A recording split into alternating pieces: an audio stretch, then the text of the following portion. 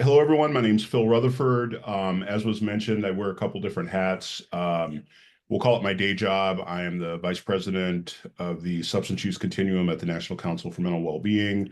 If you don't know us, we are well, first, we're a membership association, but we're also a policy and advocacy group in DC that has about 3,500 members of behavioral health providers around the country.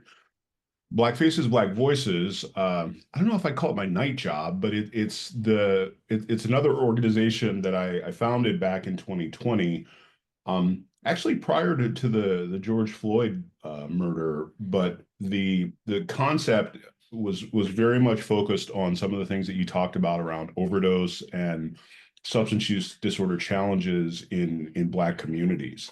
So we were just taking a look at we were starting. I think that is right when the data was starting to come out around some differences in communities based on overdose death. Unfortunately, it has not gotten any better since then. In fact, it's gotten worse. Um, but like I said, we launched in March of 2020. We're collaborative and a collective in that there are about 100 organizations around the country that provide services of some sort in the treatment, recovery, harm reduction, risk prevention space. And our members typically run those types of businesses. Initially, we started out, we've done some research work. We completed a project earlier last year with PCORI around, this was specifically studying Black women transiting the criminal legal system and what recovery support things were available. And I can provide links to all of this stuff, but that was published and we're pretty proud of that work. Put really simply, and I know that in today's world, it's not always the most popular thing, but our mission is to amplify Black humanity, recovery, and well-being through collective lived experience. The overwhelming majority of our members are people either with lived experience directly, with lived family experience, or some direct connection to substance use disorder recovery. We envision Black communities where barrier-free and equitable access to all resources is a reality. And yes, my marketing people say I have to say this stuff. Here we go. I want to talk a little bit about the dinners. Unity dinners were a concept that actually came out of a group discussion that we were having in 2020, 2021 about problems in community. And so there's certainly a kind of a federal or a policymaker approach to solving problems in community, but we were just sitting around talking one day and we're like, well, when you had a problem in your family, what'd you do? Well, we went to grandma's house and my family and we sat around the table and we talked it out, or we yelled it out, or we cussed it out. I don't whatever the appropriate thing is, but we solve problems around the dinner table and just kind of by having frank conversations. So that is really at the core of the Unity Dinner. Um, it's an in-person event. We take a lot of care with who we provide. And actually, on the earlier slide, you had a list of people that you thought should be involved in the grant process that you're running, Tony. And that is actually those archetypes or those personas are exactly who we go and try and recruit in community. And we always work with a local organization and we try and find people from the faith community, people from harm reduction or risk prevention, people from recovery, people from treatment, people from schools, people from the criminal legal system. So we want those people sitting around the table. And the concept is that we sit around and we talk about specifically what is going on in community. We last year we did about 12 of these, which I was thinking about that. I guess that amounts to one a month, but I can't seem to remember how we did all of those. But we did 12 of these last year. One of the things that I will do as a leave behind is leave a video that I shared with Tony around just people kind of asking questions after the Unity Dinner and what people got out of it. But the objective is really simple. It is to get people sitting around a table talking about problem in community and walking away with actionable solutions. Now, sometimes there is no immediate actionable solution to fentanyl contamination in stimulants, right? So we're not looking to fix that kind of thing. But for example, in Louisville, the video that I sent to Tony, in that case, that local organization had not directly connected with the abatement authority. The abatement authority did not know about 5 or 6 local organizations in the Black community that were doing recovery work. So in a very simple way, we were able to put them around a table and have those discussions. What's come after that is a couple of projects and a set of additional community level conversations to drive help here. And the presentation that I'm working from, I've got 10 slides about recent changes in overdose, and it is, I won't drag you through all the particulars, but it is in a lot of places it is not getting better. It is getting worse. And what we really need are people from those communities to get together and talk about what are actionable solutions. We have a thing called the opioid settlement framework for Black communities. So we have some resources that we offer to local organizations to help support things to do. But we really want, kind of in the motivational interviewing sense, we really want the community and the community leaders to drive the decision-making process. We want to provide a palette or a table, I guess is the right way to describe it, for those solutions to surface. And then, we have some expertise. Like I said, we've been doing it around the country. I've been involved in the substance use space for the first part of my career as private sector, but I've probably been in and around the substance use space since about 2010. So in our organization, collectively, we have got a lot of banked experience around community level solutions. But most importantly, we want that to be driven by the community, and we want to simply help provide a stage. There is a sort of a very specific way that we go about structuring the Unity Dinner, and that it's beyond the detail of this call, but it's something that we can, in communities with local organizations, that's something that we can work through. So I'm hesitant to go through all the bad stats, but there are, and I think maybe, Tony, in the interest of time, I can add this presentation or send it to you and you can share. But these are numbers that you probably know about around overdose deaths 2019 to 2022. We do have some new data in 2022, 2023 that is starting to show some of the news that Tony offered. So I won't drag you through this. I will simply say that this is the Unity Dinner and the structure of community-driven solution making and community-driven decision making is sort of at the core of what we do. Like we're about kind of listening to the community and saying, hey, in Kentucky, this worked. In Pennsylvania, this worked. In Atlanta, this worked. So we do have that sort of national backing in terms of experience. But it's really important to me that we talk about communities. So that is a very brief overview. There's way more detail here, but I want to know if there are any immediate questions, and I'll be more than happy to answer those. Also, Tony, I'm sure you can share my information out. So if people want to reach out to us, we can talk about it. But that is the nickel tour, as it were. That is the short version or short discussion of Unity Dinners.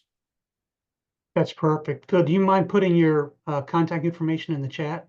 Yep, I will do that. And for our cities and county, the communities that are on the call today, we wanted to make sure that you're aware of the resources that Phil's describing. They're a trusted voice, a trusted organization nationally. I first met Phil through a collaboration of organizations that includes the National Academy of State Health Policy and Shatterproof and Georgetown University. So this is not a fly-by-night unknown organization. This is a legit group, and so they do offer their services to communities if you're interested in reaching out to them as part of your effort. Okay, I'm going to continue back on with sharing my screen, and we are going to transition slightly, and I'm going to ask Dr. Britz if she would begin her presentation, and I'll be advancing the slides for you, Jackie, as you go through. Sounds great. Hi, everyone. I'm Jackie Britz. I'm a family physician at VCU. I work with the Wright Center, and I have a few colleagues on today as well. Tyler Burton, who is the program manager of the Opioid Abatement Authority Toolkit, and Alex Christ as well. And I'm going to keep this really brief because I know you all probably have questions for Tony, but I just want to make you all aware of a couple of resources we have. And so we've been fortunate to receive a grant from the Opioid Abatement Authority to create the OAA Toolkit. And so we've spoken with a lot of you on this call about the resources that we provide, but essentially we're aiming to create an evidence-based resource that provides cities and counties guidelines, resources, success stories, a variety of evidence-based tools to guide OAA programming and applications for OAA. And so on the next slide, we have 9 core strategic areas that we're following. These are the national areas as well as the ones that OAA is following. There are a variety of evidence-based programs within each of these different categories on the website. And Tyler shared a link there as well. But mainly I wanted to flag on the next slide, we just put up a new website that is, if you click on this link and then Tyler shared the direct link. On the next slide, we have basically a section dedicated to Operation Stop. And the goal for this is to provide a variety of tools that are evidence-based, that are specific to urban localities, specifically to address racial disparities in opioid mortality, as well as programs that have been effective in other communities. So the next slide gives you just a brief kind of snapshot of what we have on there. This is early days. We literally just put this up this week. So we really want to learn from you all on what would be helpful. And also if you all hear of success stories, it was great to hear from Phil. I'd love to connect with you offline to see if we can feature that as well. But essentially we have information about medications for opioid use disorder, naloxone. We have a page about incarcerated populations and some state-based examples from other cities such as Philadelphia, Seattle that have been successful. And then on the next slide, we have, we understand that there's some great research studies that show what is effective. We know buprenorphine is effective, but there also are some early promising strategies from other communities, such as fentanyl test strips. So we provide examples of some promising strategies, and then we also provide some resources that could be helpful for finding opioid overdose localities that have higher overdoses, as well as some state and national resources. And on the next slide, we have some community spotlights. So if you know of a successful program in Virginia, something evidence-based or innovative that you want us to feature, please let us know. And then I'll kind of close the next one. We're essentially creating this is coming soon. We have a template on there right now, but a list of steps for how to get your programs going. A lot of you are already doing this. And so again, we want to update this based on what's working well in your communities, but there is some literature about how to effectively implement these programs. And we want to synthesize that for you all to make it easier. And so I've got one final slide about just some future steps. So again, we want to hear from you all. So please feel free to reach out. Happy to connect with you all to share more about our resources, to learn from you all about what are priority areas so we can refine the toolkit and help translate that into practice for you all. So I'll close there, but feel free to reach out. I'll put my name in the chat, and then I'll have Tyler Burton introduce herself very quickly as well. Hi all, I am the OAA Toolkit Program Manager. I know a mouthful. Just to reiterate what Jackie said, I am the Program Manager. So if you have any examples or you want to highlight your community, or if you just want to talk and get steps on doing OAA things, I can be that for you. So I like to say I'm a bridge between the VCU, the community, and OAA. I'm here for all your needs. Thanks, everyone. And so just the bottom line is that when the OAA first launched the organization, we wanted to make sure that we had a partner in the professional community where we have addiction specialists, researchers, scientists who, if we're going to talk about something being evidence-based, they can confirm whether something has evidence behind it. And so VCU Wright Center has been an incredibly valuable partner for the OAA, and they have connected with a number of counties and cities around the state to help them develop abatement strategies that they can use their opioid settlement funds for. And so don't hesitate to reach out to Jackie and to Tyler and to the other folks at the VCU Wright Center with any questions. If you have ideas you want to run past them, if you want to, maybe you have a proposal from an organization that wants to work with your city, work with your county, and you'd like to have an independent set of professional eyes look at that proposal. These are all things that VCU can do with you and for you. Okay, so that kind of wraps up the prepared presentation. I'd really like to encourage any questions that you guys have. If you want to type them, that's fine. Otherwise, you can just unmute and ask, or you can raise your hand by, oh, we see Mike Patula has raised his hand. Yes, sir. Hey, just real quick, appreciate all that. Thank you so much for all that information. I was wondering, for the 4 objectives, do we have to meet in our application? Must we meet or have a response to all 4 objectives, or just a few of them? So let me pull up the objectives. The thing that is a must is that you must partner with a community-based organization. And then as you fill out your application, you want to identify of these 4, these are the objectives that we have put out there for you to think about. They are you really have to identify the residents, the neighborhoods, the group of people in your city or county where you think the risk is the highest, and then how you're going to reach out to them, how you're going to target that group for information. All right. And then we recommend that you, I shouldn't say recommend, then you have to explain to us what you're going to do once you communicate with them. Like, what are you going to communicate to them? Or is it going to be a harm reduction strategy? Is it going to be connection to treatment? Is it going to be connection to recovery supports? As part of Operation Stop, you don't have to create new services for people that don't already exist. The real key of Operation Stop is how are you going to identify the people that are at the highest risk? How are you going to connect to them? And then what is it you're going to tell them when you connect with them? So that's really what you have to, those are really the objectives that you have to meet. Thank you. Much appreciated. Does that make sense to the rest of the folks on the call?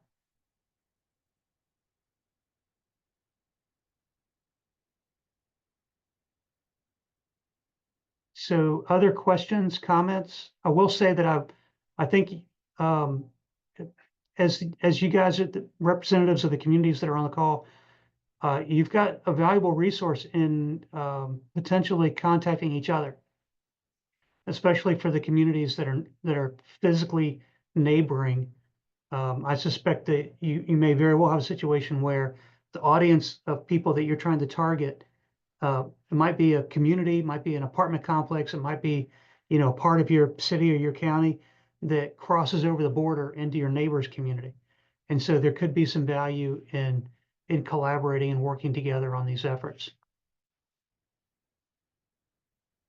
And so we kind of flew through the presentation. I'm happy to try to answer any questions that you guys may have. If you're thinking of a question, but you're not sure you want to ask it, I can probably guarantee you that somebody else has the same question in mind. Hey, Tony, this is Nicole in Petersburg. Yes, ma'am. The identifying of residents, can part of that be a mapping discovery process? Absolutely. And in fact, those of you who are familiar with OD map, that's a great way of mapping where the issues are in your community. And so OD map basically takes EMS data of suspected overdoses and maps it for you so you can see where both non-fatal and fatal overdoses are occurring. And so that would be a perfect example of a way to identify where these overdoses are occurring. Thank you, Tony. And I have one more question and maybe a follow-up, but Yeah. earlier in the presentation, you advised this was a chief medical examiner information and data based on, and I want to clarify that the person where they lived versus where they died. Can you Correct. clarify that piece for me? So the data came from the Virginia Department of Health, And within VDH is the Office of the Chief Medical Examiner. And the Chief Medical Examiner reports on overdose deaths by people based on what their address is, where they live. Because otherwise you'd have, you could have a situation where imagine a part of Virginia where you have 3 or 4 counties where there's only one hospital. And if they were reporting the data based on the hospital where the person was taken, that it would look like that one community where the hospital is based is having all the deaths. All the So, deaths, yes. right. And so the data is by locality and not by where the death occurred. Thank you.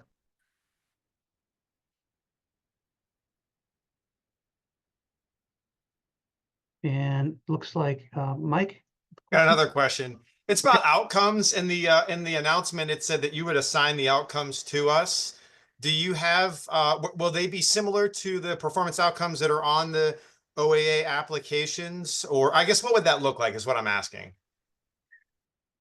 Great question. And I think Charlie Linekum, who's on the call, might be better positioned to help answer that. But we've created with your regular OAA grant, it's kind of wide open. You can list all kinds of objectives. You can choose your performance measures. On this particular grant, in order to streamline it and make it more consistent and easier for you guys, a lot of this is sort of being pre-populated. So Charlie, can you address that a little bit? Certainly can. If you guys all have the Operation Stop. Let me see if I can share my screen here for just a second, because visuals are always more helpful. Oh wait, let's see. That's the one I want. The Operation Stop grants guidance. And this is kind of general overview information for you all. And as you scroll down, if you go to the bottom of page 3, there's a link here. This link takes you to a step-by-step guide of how to put the application into our grants portal. Open that. I believe this kind of, yeah. Sorry. And it's got anything in the red is the various instructions of how to do that. And I believe it includes those. Sorry, scroll in so you guys can see a little bit. Performance measures.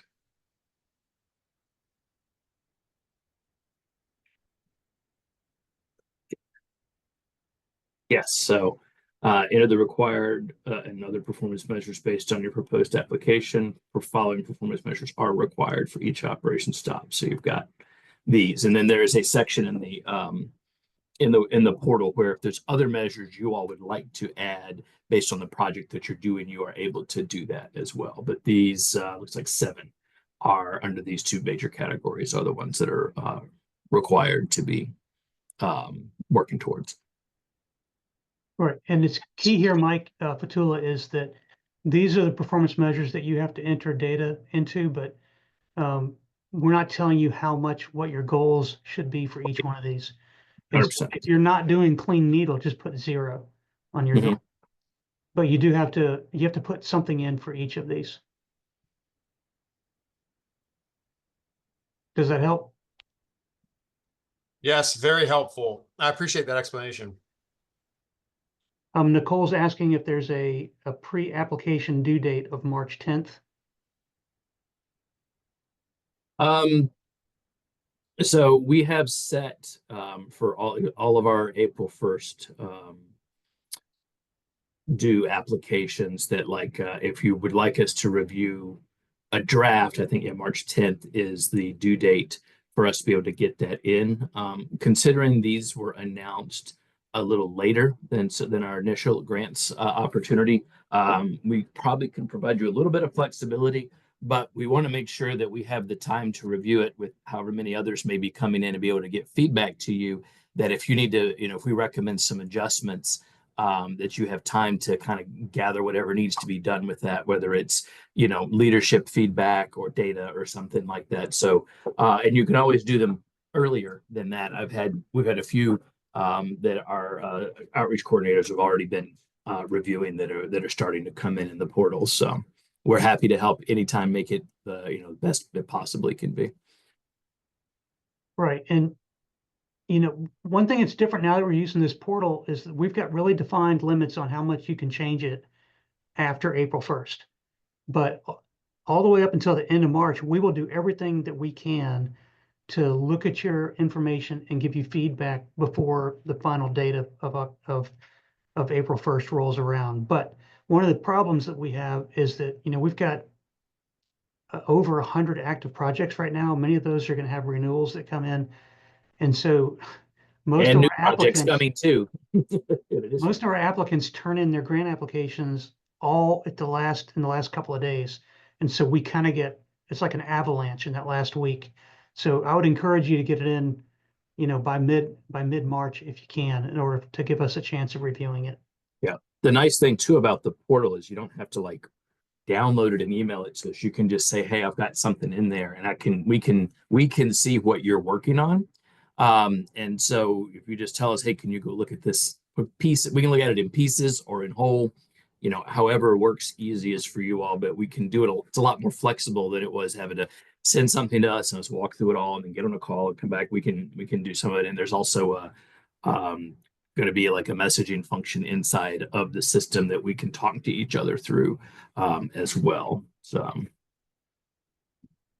but I will say, do make sure that you follow those instructions on how to enter it, because we don't have like a special Operation Stop grant application to apply for. We're using our individual distribution application in the system. So there's certain things need to go into certain places to make sure we get the information we need. And certainly if you're running any issues with trying to get that stuff in there, let us know. We'll be glad to help.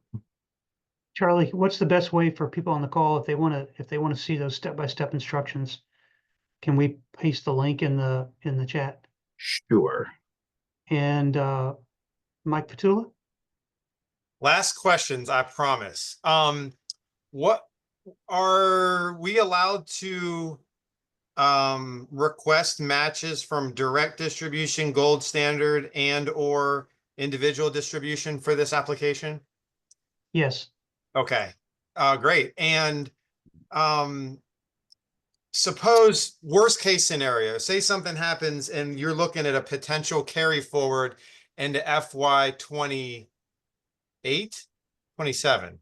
That's 28, right? I'm just thinking, like, not this ever happened, but if it did, yeah, if 27, if you did have to possibly carry forward, is that going to be allowed, do you think? I mean, it's kind of early to say. I'm just thinking if like in the worst case scenario. Yeah, and I'll let Charlie refine what I'm about to say. We really try to work with you to do what's best for your community.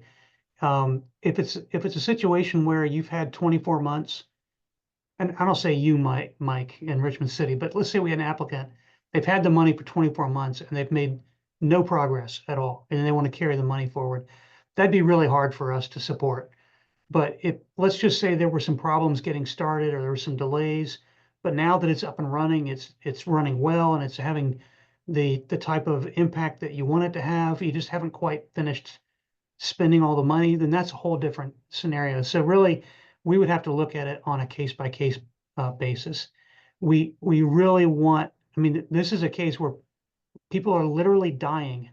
And so there is urgency to this, and providing a 24-month performance period, we feel like allows you some runway to get started, but also enough time to have a positive impact.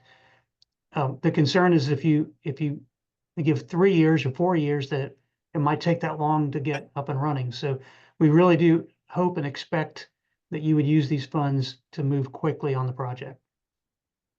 Completely understand. Thank you. I was asking for a friend.